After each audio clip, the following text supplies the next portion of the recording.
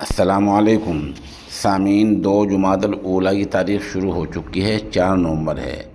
خبر کا عنوان ہے خاتون موبائل میں نہاتی ہوئی بچی کی ریل بناتی رہی اور بچی ڈوب گئی۔ خبر تھوڑی تفصیل سے سنیے۔ معاملہ اتر پردیش کے غازی پور کے سید پور علاقے کا ہے۔ یہاں نہر میں پکے گھاٹ پر خاتون اپنے اقارب کے رشتہ داروں کے ساتھ گئی۔ 4 سالہ بچی تانیہ اس کے ساتھ تھی۔ تانیہ پکے گھاٹ پر نہانے لگی، اور پہلے بتا دوں یہ خاتون چھٹ پوجا کا تہوار منانے کے لیے اپنے میکے آئی ہوئی تھی۔ تو بیٹی تانیہ کو لے کر پکا گھاٹ پر گئی۔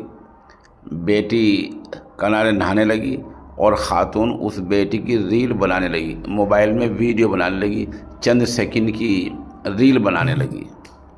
ریل بناتے بناتے بیٹی کا پیر پھسل گیا، بیٹی ڈوب گئی۔ خاتون کو ریل بناتے وقت یہ بھی احساس نہیں ہوا کہ بچی ڈوب گئی ہے۔